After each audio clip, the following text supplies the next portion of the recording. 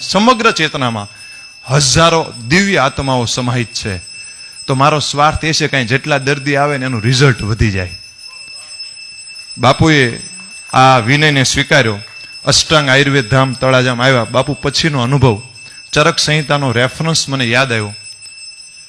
એમાં લખ્યું છે, જપ હોમ પ્રદાનેન કથા શ્રવણેન ચ સાધુનામ દર્શનેન શીઘ્રાત જ્વરાદિ વિમુચ્યતે. ત્યારથી મેં જોયું કે કેન્સરના દર્દીના રિઝલ્ટ, ડાયાબિટીસ, જે રોગમાં પ્રારબ્ધ કર્મજન્ય વ્યાધિ હતા એ બધા જ રોગ અને સામાન્ય દર્દીના રોગમાં પણ બહુ જ મોટો સુધારો આવ્યો. આવનારા સમયમાં સાયન્સ આમાં પણ સંશોધન કરશે કે એક બુદ્ધ પુરુષ, એક સિદ્ધ પુરુષના કોઈ જગ્યા ઉપર પગલા પડે, માણસના રોગ પણ મટવા મળે છે. કાલે આવ્યો ત્યારે બાપુ વારંવાર વાત કરે કે તમે વાત કરો, ગમે ત્યારે કહીએ ત્યારે, પણ કાલે મેં બાપુને વિનય કર્યો કે, અને બાપુ કે અવશ્ય સાહેબ તમે કાલ આવજો અને બધાને વાત કરજો. આમાંય મારો એક સ્વાર્થ હતો. સ્વાર્થ એ હતો કે એટલા બધા લોકો જ્યારે કથામાં જોયું ત્યારે બધા માળા ભજતા હોય, ભગવાનનું ભજન કરે, અને એક વેદ તરીકે બધા કે સાહેબ મને આ તકલીફ છે, આ તકલીફ છે, આ તકલીફ છે, આ તકલીફ છે.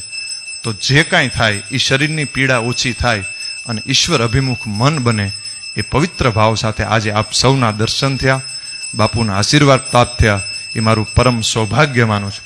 સમયની પાબંદી હતી, પણ એક પત્રિકા અમે અષ્ટાંગ આયુર્વેદ ધામમાં બધાને આપીએ છીએ, જિંદગીભર કેમ તંદુરસ્ત રહેવું.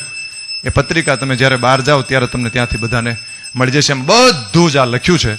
અને આયુર્વેદ કથા બાપુના આશીર્વાદથી આપ સૌને આનંદ થશે. છેલ્લી વાત બાપુ કહી દઉં, બાપુએ પ્રેરણાથી ને આશીર્વાદથી ચાલુ કરાવી કે બાપુ આવી રીતે મને વિચાર આવ્યો છે કે 3 કલાકની ટાઈમ વધારે ન રહે, પણ 3 કલાકની આયુર્વેદ કથા પ્રારંભ કરીએ.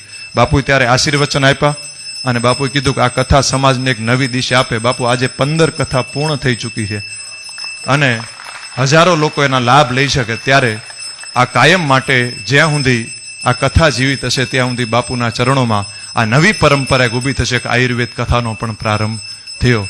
ત્યારે મારા ગુરુથી માંડી અને આ મહાન પરંપરાના વાહક મોરારી બાપુ એ કોઈ વ્યક્તિ નથી, એક સાક્ષાત શક્તિનું પુંજ છે, સ્વરૂપ છે.